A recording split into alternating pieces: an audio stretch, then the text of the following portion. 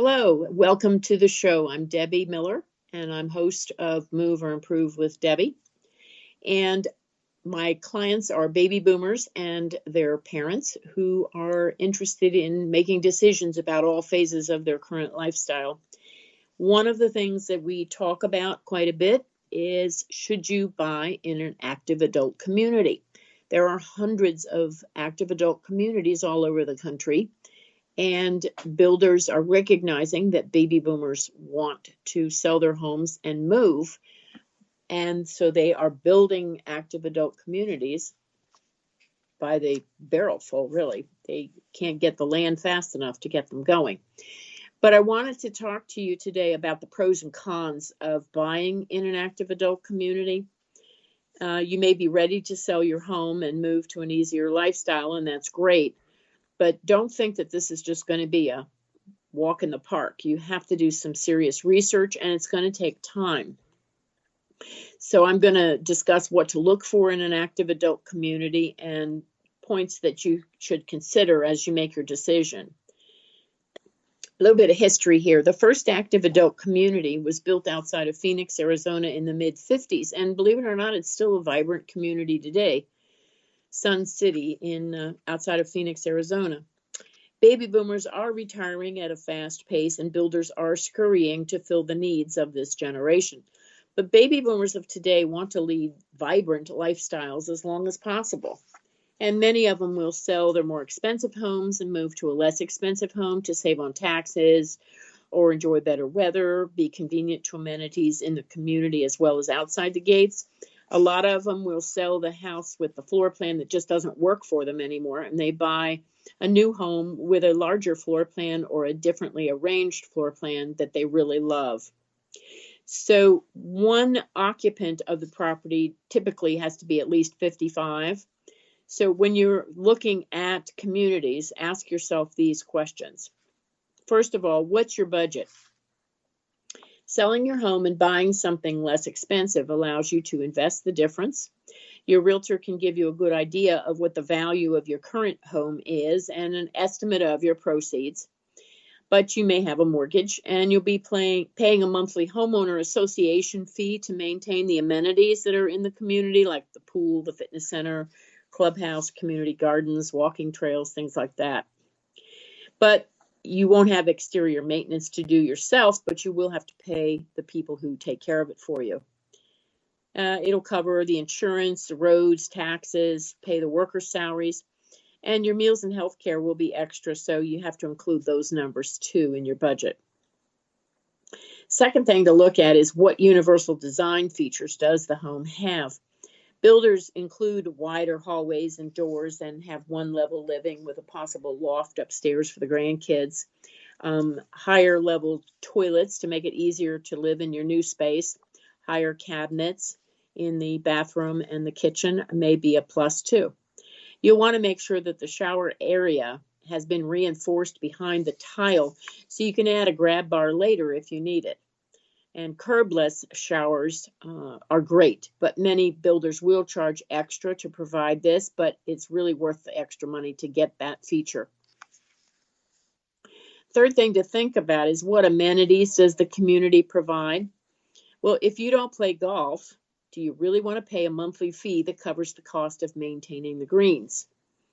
And the upkeep on the golf course can get pricey over time. So if you do enjoy playing golf, you might want to consider buying in a community that's surrounded by golf courses, and you can pay as you play. Zoning regulations may prevent the redevelopment of a course that becomes too expensive to maintain, so you want to look at that, especially if the community is older. And if a course is redeveloped, what's going to be built on that site? So if you buy the house thinking you've got a beautiful view of the ninth fairway, what's going to happen down the road? If you do pay a premium for a golf course view and the course gets closed, what's that going to look like in a few years? Fourth thing to consider is the security good? Many communities are gated, and there may be a guard at the main entrance to verify that you really live there and let you in. There'll be a gate lift that goes up when you put a card in. You want to see, are there cameras around the community to help in policing the area? Do you have security guards walking or driving the community at night? You just want to make sure what your security includes. Pretty much active adult communities are relatively safe over other places, but it still doesn't hurt to find out what kind of security they'll have for you. The fifth thing to think, what's the surrounding area outside the gates? What is that like? Crime rates tend to be lower inside the gates than in outside communities, but you'll still want to check the crime rates in the surrounding cities or towns to see if it's safe to venture there for, shopping or nightlife. Is there good public transportation? At some point, you may decide to give up your car, but do you have Uber or Lyft or bus service, or how do you get around? The community will have a host of amenities, but you want to go out for shopping or restaurants or a show, well, that's something you have to consider. And how far away is the closest airport? If you're moving but want to make it convenient for kids and grandkids to visit, convenience to a major airport is important. Does that area outside the gates have good public transportation? What about medical facilities like doctors and hospitals? You may not need them now, but if you're going to live in the community for 5-10 years or more, chances are that your health will deteriorate and you'll want the convenience of good medical facilities. And as you age, you may need assisted living or memory care, and these are not currently provided by active adult communities because of the logistics and regulations. So you want to check outside the gates to find out what assisted living and memory care and long-term care facilities might be available, and a lot of them may be built down the road because baby boomers will need these amenities. The next thing you want to check is how active is the community. If a community is small or huge, ask yourself what you want from the community, not only now, but in the future. Some communities have huge clubhouses and a myriad of organized activities and social calendars that make your head spin. But if you don't like any of them, you're probably not going to be happy there and you want to look at another location. Many communities now encourage you to stay at least overnight or preferably for a weekend. And it's a good way to learn more about what they offer. And you can talk with residents about the community. You'll meet people from all over. So it's a great way to make new friends. I mean, if you're down in Florida, you're going to run into people who are from Minnesota or Maine or snow-capped mountain states. They're going to be ready to move to warmer weather. You also want to find out how many of them are snowbirds. Do they go back to the north in summertime when it gets hot down in Florida and Texas? But you will be making new friends. And if you buy into an older community, you need to be aware that you're going to be surrounding yourself with people who are in their 70s and 80s who may not be as active as you are, or they don't want to be. So moving into a newer community will attract a younger audience for the most part. Next thing to consider is, will the home be suitable for your lifestyle and age? First floor master suites, low maintenance, and few steps are standard. But many communities have condo buildings or villas or patio homes and townhouses with elevators. Zoning regulations prevent junk cars in the yard and weird house colors or inconsistent landscaping. And just remember, think about if your situation changes and say a grandchild has to live with you permanently, how easy will it be to sell your home and move outside the community? The next thing to think about, are you a loner or a joiner? If you like quiet and being on your own, an active adult community may not be for you. But there are certainly many amenities that can appeal to you. And if you're single, it's a great way to make new friends and have somebody to travel with, or play card games or tennis or whatever. Communities usually have lifestyle directors who will help you to be as active as you like.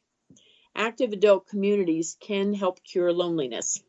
You may not be inclined to join a group of couples if you're single, but many communities have groups for singles who travel together and socialize. So what are some of the disadvantages? Well, there are a few, and you need to think about it so that you've made a good decision. I believe that if you have a lot of information, you can make a better decision as to where you're going to be, because you're going to hopefully stay there another 5, 10, 15 years. There's not a lot of diversity. Pretty much everybody's over the age of 55. You don't see many young people unless they're visiting their grandparents. The homeowner association rules may be too restrictive for you, and you really need to review that. The rules are very important. And you may be restricted as to whether you can have a pet, or what kind of pet, or how many pets, or how much does the pet weigh. You may be restricted as to where you and your guests can park. How long can guests visit? Lots of other things. If you don't like the rules, then active adult communities may not be your best choice. And don't think, oh, well, I don't care about that rule, I can get around it. No, you can't. There's going to be people there who are going to watch you like a hawk. Another thing to think about, though, is do you like life in a fishbowl? Homes in these communities are close together. If you enjoy your privacy, you may want to look elsewhere. If you're out on your back lanai having dinner, how close are your neighbors? Are they outside too, talking and laughing and carrying on? If you like your privacy and peace and quiet, that may not be a good choice. Next thing I want you to think about, though, is how far away is the downtown area? Many times you have to hop in your car, you have to drive to the doctor, go shopping, buy something special for whatever you're going to entertain with. How far away do you have to go? As you get older, it becomes more of a challenge to get to these places. So a good idea is to also check what assisted living facilities are close by, so you don't have to move real far later on and find new doctors and that sort of thing. Another big item to think about, how efficient and well run is the board of directors? In an HOA or a condo, some communities have high fees depending on the amenities that are offered. And if it's a new community, the transfer of power from the developer to the homeowner association requires that the residents take over the management. Well, what are the qualifications of the residents? Some of them will have plenty of time on their hands to monitor the community. So you need to research the community, and whenever possible, I think it's a good idea to talk one-on-one with board members, the association management company. There's issues that can trip you up if you're not careful. Here's some things that the community may not tell you unless you know to ask. First of all, the developer may own the amenities and does what they want with them. If the developer stays involved after the construction is done, they have a vested interest in keeping that facility in great shape. But if the developer isn't involved, they may not pay attention to the maintenance and improvements. And even if the community owns the amenities, there can be problems. So you want to look at the budget of the HOA documents and reserve study, things like that, and talk to people to find out if they're happy there. Second, you should consider, is it a land lease community? It's important to investigate this because the yearly rents go up year after year and add up to a lot of money you'll be paying out as you get older. Then you want to ask what the delinquency rate is on the HOA dues. How many homeowners are behind in their fees? This will affect the association and its ability to maintain the community if many owners don't pay their monthly fee in a timely manner. So how is a community managed? Is there a large reserve fund? Are there frequent assessments? What are the assessments for? How long does a board member serve? How many board members are there? Are they full-time or are they snowbirds who are absent part of the year? Do you like to decorate at the holidays? You need to find out if you're allowed to do that, and if you are, what can you put up or not? You have to check the rules first to see if anything like that is allowed. And the rules, the homeowner documents are often lengthy and involved, and you can get bug-eyed trying to read through them, but it's very important to read through it because if you can't comply with them before you buy, you're certainly going to be in trouble after you move in. Another thing to think about is to understand that the rules about pets, exterior decorating,